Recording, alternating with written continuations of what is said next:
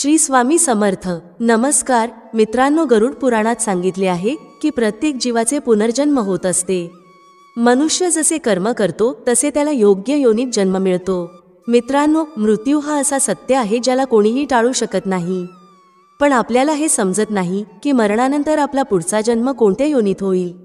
परंतु गरुड पुराणात जन्म, मरण आणि कर्म याबाबत विस्तृत माहिती दिली आहे। तर चला गरुड पुराणाच्या त्या ज्ञान आणि प्रस्तुतीची सुरुवात करूया, ज्यामध्ये मनुष्याच्या मृत्यूनंतर त्याच्या पुढच्या जन्माची व्याख्या करण्यात आली आहे। नमस्कार मित्रांनो, गरुड पुराणाच्या या ज्ञानवर्धक प्रस्तुतीत तुम्ही हरवून जाल त्याआधी मी तुम्हाला सांगते की हा व्हिडिओ अर्धवट पाहण्याची चूक अजिबात करू नका, कारण ही गरुड पुराणाची ज्ञानवर्धक प्रस्तुती आहे जी तुमच्या जीवनाशी संबंधित आहे। गरुड पुराणाच्या या रहस्यमय ज्ञानाला जाणून घेतल्यानंतर तुमच्या जीवनातील लोभ, क्रोध आणि मोह संपतील। मित्रांनो, भगवान श्रीकृष्ण म्हणतात की कधीही कोणीही गरुड पुराणातील गोष्टी अर्धवट ऐकू नयेत, कारण अर्धवट ज्ञान नेहमी विषासारखे असते। म्हणूनच मित्रांनो, मी तुम्हाला विनंती करते की तुम्ही हा व्हिडिओ शेवटपर्यंत नक्की पहा। तसेच या व्हिडिओला लाईक करून चॅनलला सबस्क्राईब करण्यास विसरू नका। आणि हो मित्रांनो, कमेंट बॉक्समध्ये जय श्रीकृष्ण लिहून ईश्वराचे आभार मानायला विसरू नका। मित्रांनो, गरुड पुराणात श्रीकृष्णांनी सांगितले आहे की प्रत्येक मनुष्य आपल्या जीवनात चांगले आणि वाईट कर्म करतो, कारण त्याला आपल्या कर्मांच्या परिणामांची जाणीव नसते। जे लोक चांगले कर्म करतात त्यांना मोक्ष प्राप्त होतो, तर जे लोक वाईट कर्म करतात त्यांना कीटक, किडा मकोडा किंवा इतर निम्न योनीत जन्म घ्यावा लागतो। चला मित्रांनो, एका कथेद्वारे जाणून घेऊ की गरुड पुराण आणि स्कंद पुराणानुसार मनुष्य आपल्या कर्मांचे फळ कसे भोगतो। ही कथा भगवान श्रीकृष्णांनी स्वतः नारदांना सांगितली होती। मित्रांनो, एकेकाळी द्वारका नगरीत भगवान श्रीकृष्ण त्यांच्या दिव्य आसनावर बसले होते। तेव्हा देवर्षी नारद नारायण नारायण म्हणत त्यांच्या जवळ आले। त्यांनी भगवान श्रीकृष्णांना नमस्कार केला आणि म्हणाले, हे प्रभू, आपण त्रिकालदर्शी आहात। आपण जाणता की जो जीव मनुष्य जन्म घेतो तो आपल्या पूर्वजन्मातील कर्मानुसार फळ भोगतो। हे प्रभू, मला हे जाणून घ्यायचे आहे की पाप करणाऱ्या मनुष्याच्या मृत्यूनंतर जेव्हा त्याची आत्मा शरीरातून निघते तेव्हा त्या आत्म्याचे पुढे काय होते? तिला कधी मुक्ती मिळते का, की ती जन्मोजन्मी दुःख भोगत राहते?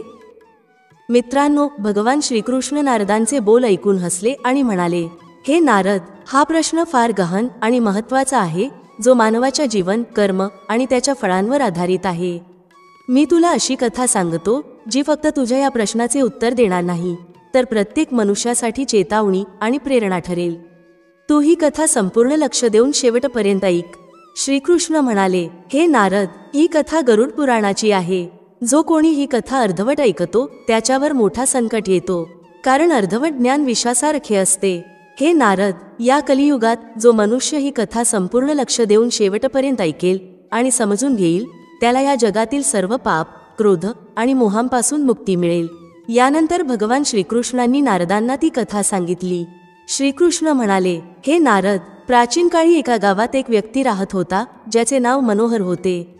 तो खूप श्रीमंत होता, परंतु तितकाच निर्दयी, स्वार्थी आणि अधार्मिक होता। त्याचे जीवन फक्त भोगविलासात आणि इतरांना नीचपणा दाखवण्यातच गेले। मनोहरचे आईवडील वृद्ध झाले होते। त्यांनी आपल्या संपूर्ण जीवनभर कष्ट करून त्याला सुखसोयी दिल्या होत्या, परंतु मनोहरने आपल्या आईवडिलांना त्यांच्या जीवनातून बेदखल केले। त्याने आपल्या आईवडिलांना घराच्या एका कोपऱ्यात प्राण्यासारखे ठेवले होते। तो त्यांना व्यवस्थित जेवणही देत नव्हता, ना त्यांची काळजी घेत होता। एके दिवशी त्याच्या आईने रडत म्हणाले, बेटा, आम्ही तुला वाढवण्यासाठी आमच्या जीवनातील प्रत्येक सुखाचा त्याग केला, काय आज आमचं हेच स्थान आहे? मनोहरने कठोर स्वरात उत्तर दिले, तुम्ही दोघं आता माझ्या कुठल्याही कामाचे नाहीत। मी तुमच्यासाठी आता अधिक सहन करू शकत नाही। मनोहरचा स्वभाव केवळ आपल्या आईवडिलांप्रतीच नव्हे तर इतरांप्रतीही निर्दयी होता। तो गरिबांचे शोषण करत असे, निर्दोष प्राण्यांना मारत असे आणि खोटेपणा, फसवणूक, कपट यांच्यामार्फत आपलं साम्राज्य वाढवत असे। त्याला खात्री होती की त्याच्या संपत्ती आणि शक्तीमुळे कोणीही त्याचं काहीही वाईट करू शकत नाही। वेळ निघून गेला आणि एके दिवशी मनोहरचा मृत्यू झाला। त्याची आत्मा यमलोकात पोहोचली, जिथे धर्मराज त्याच्या कर्मांचं लेखाजोखा करत होते। धर्मराजांनी कठोर स्वरात सांगितलं, मनोहर, तुझ्या जीवनात एकही असं कर्म नाही ज्याला पुण्य म्हणता येईल। तू केवळ स्वतःच्या स्वार्थासाठी पाप केलं आहेस। तुला नरकाच्या भयंकर यातना सहन कराव्या लागतील। त्यानंतर तुला अशा योन्यांमध्ये जन्म घ्यावा लागेल जिथे केवळ दुःखच दुःख आहे मनोहरला यमदूतांनी नरकाच्या वेगवेगळ्या भागांमध्ये नेलं. अग्निकुंडात त्याला निर्दोष प्राण्यांच्या हत्येच्या पापासाठी जाळलं गेलं. त्यानंतर त्याला शिलायातना दिल्या, जिथे त्याने आई वडिलांचा अपमान केल्यामुळे लोखंडी शिलेने त्याला ठेचलं गेलं. त्याला अंधाराची शिक्षा दिली गेली, जिथे त्याने गरिबांचं शोषण केल्यामुळे त्याला गडद अंधकारात टाकण्यात आलं. तिथे त्याला भीती आणि यातना सहन कराव्या लागल्या. यानंतर त्याला भूक पाळण्याची शिक्षा मिळाली, जिथे तो तहानेने तडफडत होता, पण त्याला फक्त विष पिण्यासाठी मिळत होतं. यानंतर पुनर्जन्माचा चक्र आला, जिथे नरकाच्या यातना सहन केल्यानंतर धर्मराजांनी घोषणा केली, आता तुला तुझ्या कर्मांनुसार पशुयोनीत जन्म घ्यावा लागेल. मनोहरचा जन्म गिधाडाच्या रूपात झाला. त्याला सडलेलं कुजलेलं मांस खावं लागलं आणि तो नेहमी असुरक्षित आणि तृष्णेने भरलेला असायचा. पण त्याचा कष्ट इथंच संपला नाही. त्याने पुढील अनेक जन्म कीटक, साप आणि इतर निम्न योन्यांमध्ये घेतले. अनेक योन्यांमध्ये भटकंती केल्यानंतर मनोहरच्या आत्म्याने प्रायश्चित्त करण्याचा निर्णय घेतला. पुढील जन्मात त्याचा जन्म एका गरीब शेतकऱ्याच्या घरी झाला. त्याने आपले जीवन धर्म आणि परोपकाराच्या मार्गावर समर्पित केले. तो आपल्या आई वडिलांची सेवा करत होता, इतरांना मदत करत होता आणि भगवंताचं ध्यान करत होता. यानंतर एके दिवशी भगवान श्रीकृष्ण त्याच्या स्वप्नात येऊन म्हणाले, तू आता खऱ्या मनाने प्रायश्चित्त केलं आहेस. तुझ्या पुण्यकर्मांनी तुझी पापं धुवून टाकली आहेत. आता तुला मानव जन्मात मुक्तीची एक संधी मिळेल. सेवा, सत्य आणि धर्म यांचं पालन करत राहा. मित्रांनो, मग कथा संपवून श्रीकृष्णांनी नारदांना सांगितले, हे नारद, हे जग कर्मांचा आरसा आहे. जो जसं करेल तसंच भोगेल. मनुष्याने नेहमी लक्षात ठेवायला हवं की आई वडिलांची सेवा, इतरांची मदत आणि ईश्वराचं ध्यान हाच सगळ्यात मोठा धर्म आहे. जो मनुष्य आपल्या आई वडिलांचा अपमान करतो आणि इतरांना त्रास देतो, त्याला केवळ नरकात भयंकर यातना मिळतातच नाहीत, तर तो जन्मोजन्मी दुःख भोगतो. पण जो आपले कर्म सुधारतो, तो या चक्रातून मुक्त होऊ शकतो. हे जग एक संधी आहे. धर्म, सत्य आणि सेवा हेच मनुष्याचं जीवन आहे.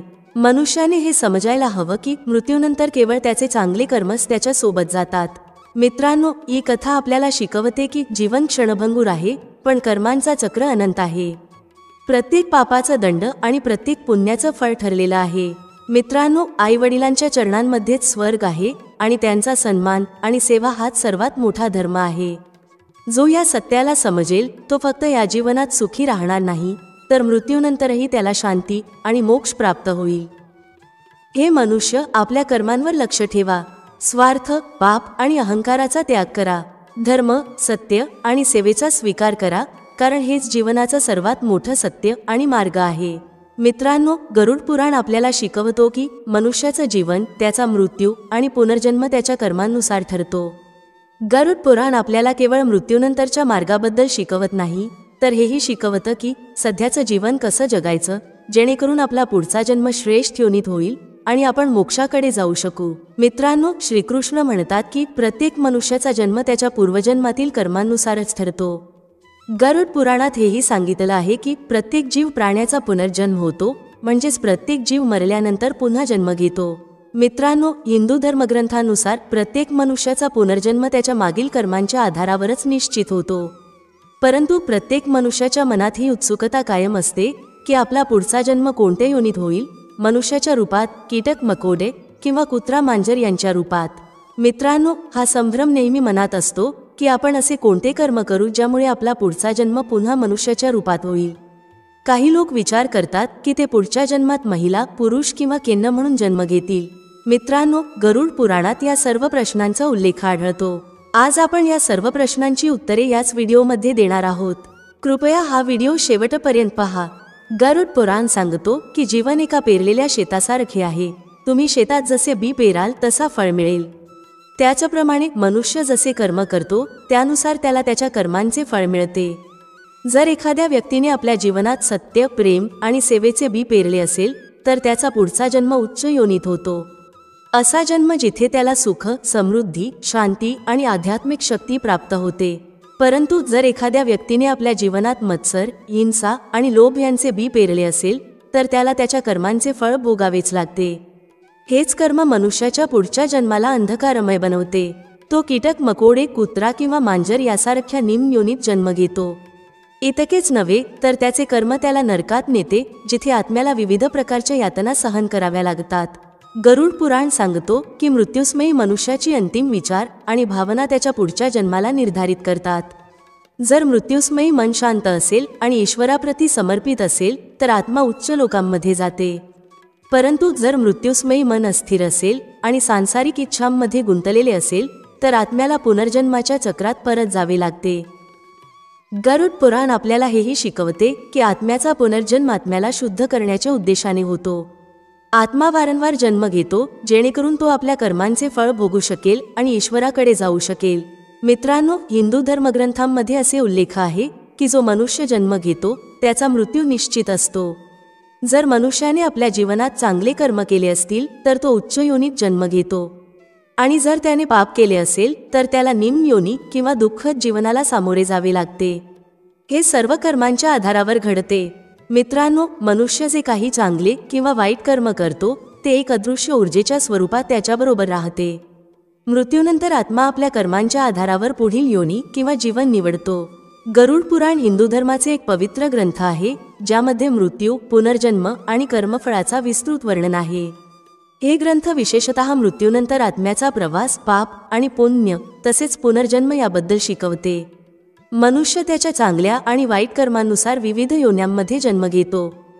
गरुड पुराणानुसार मृत्यूनंतर आत्मा यमलोकात जाते जिथे त्याच्या कर्मांचे लेखाजोखा केला जातो. कर्मांच्या आधारावर आत्म्याला स्वर्ग, नरक किंवा पुनर्जन्माचा मार्ग दाखवला जातो. जर आत्म्याने जास्त पाप केले असेल तर त्याला नरकातील यातना सहन कराव्या लागतात आणि नंतर निम्न योन्यांमध्ये जन्म घ्यावा लागतो. जर आत्म्याने पुण्यकर्म केले असेल तर तो स्वर्गात सुख भोगतो आणि पुन्हा मानव योनीत जन्म घेतो. मित्रांनो, आता आपण गरुड पुराणानुसार त्या 5 पापांबद्दल जाणून घेणार आहोत जे मनुष्याने कधीही करू नयेत. जर कोणी हे पाप करतो तर त्याचा पुढचा जन्म निम्न योनीत होतो, जसे की कीटक, मकोडे किंवा मांजर यांच्या रूपात. पहिले, आई वडिलांचा अपमान आणि अनादर. जो व्यक्ती आपल्या आई वडिलांचा अपमान करतो, त्यांची सेवा करत नाही किंवा त्यांना कष्ट देतो त्याला पुढच्या जन्मात अत्यंत निम्न योनीत जन्म घ्यावा लागतो, जसे साप, विंचू किंवा इतर भयावह प्राणी. गरुड पुराणात सांगितले आहे की आई वडिलांच्या चरणांमध्येच स्वर्ग आहे आणि त्यांची सेवा हेच सर्वात मोठे पुण्य आहे. दुसरे, अहंकार आणि अभिमान. जर कोणी अहंकाराने इतरांना कमी लेखतो, त्यांचा अपमान करतो आणि स्वतःला मोठे मानतो तर त्याचा पुढचा जन्म अशा योनीत होतो जिथे त्याला अपमानित जीवन जगावे लागते, जसे कुत्रा किंवा गाढव. गरुड पुराणात सांगितले आहे की अहंकार मनुष्याचा सर्वात मोठा शत्रू आहे आणि असा व्यक्ती मोक्ष प्राप्त करू शकत नाही. तिसरे, खोटे बोलणे आणि फसवणूक. जो व्यक्ती खोटे बोलतो आणि इतरांची फसवणूक करतो त्याला अशा जीवनात ठेवले जाते जिथे त्याला स्वतः फसवणूक आणि अपमान सहन करावा लागतो. असे लोक मृत्यूनंतर कष्ट सहन करतात आणि पोपट किंवा इतर बोलणाऱ्या पक्ष्यांच्या योनीत जन्म घेतात. नंबर 4, चोरी किंवा फसवणूक. मित्रांनो, जो व्यक्ती चोरी आणि फसवणुकीने दुसऱ्याचे धन कमावतो, कोणाचाही विश्वासघात करतो आणि त्याचे मन दुखावतो, त्याला पुढच्या जन्मात निर्धनता आणि अपमानाचे जीवन जगावे लागते.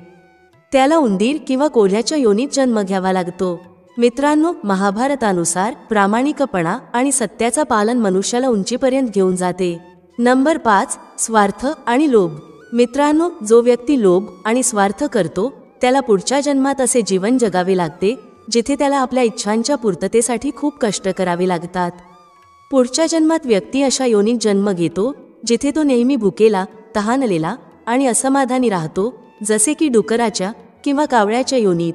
मित्रांनो, गीतेत सांगितले आहे की लोभ व्यक्तीच्या जीवनाचा आणि मनाचा विनाश करतो. मित्रांनो, मनुष्याचे कर्मच त्याच्या पुढच्या जीवनाचे निर्धारण करतात. गरुड पुराण, स्कंद पुराण आणि गीता यांसारख्या धर्मग्रंथांमध्ये सांगितले आहे की चांगले कर्म मनुष्याला मोक्षाच्या दिशेने नेते तर वाईट कर्म त्याला निम्न योनीत जन्म घेण्यास भाग पाडते. म्हणूनच आपल्याला नेहमी धर्म, सत्य आणि परोपकाराचे पालन करायला हवे आणि आपले जीवन सन्मार्गाकडे घेऊन जावे. मित्रांनो, गरुड पुराण आपल्याला शिकवते की मृत्यूनंतरचे जीवन आपल्याला आपल्या कर्मांचे फळ मिळते. हे ग्रंथ आपल्याला समजायला प्रेरणा देते की आपल्या जीवनात धर्म, सत्य आणि परोपकाराचे पालन करणे हाच सर्वात मोठा कर्तव्य आहे. आत्म्याच्या मुक्तीसाठी आणि पुढच्या जन्मात उच्च योनी प्राप्त करण्यासाठी मनुष्याने आपल्या कर्मांचा विचार करावा. धन्यवाद. मित्रांनो, गरुड पुराणात सांगितलेल्या सर्व गोष्टी लक्षात ठेवा आणि सत्याच्या मार्गावर चाला. आणि मित्रांनो, जर तुम्हाला हा व्हिडिओ चांगला वाटला असेल तर याला एक लाईक द्या आणि कमेंटमध्ये जय श्री कृष्ण नक्की लिहा. पुन्हा भेटू पुढील व्हिडिओमध्ये. तोपर्यंत स्वतःची आणि आपल्या मातापित्यांची काळजी घ्या. तुम्हा सर्वांचे मनःपूर्वक आभार. श्री स्वामी समर्थ. जय श्री राम, जय श्री हनुमान, जय श्री कृष्ण, जय माता लक्ष्मी.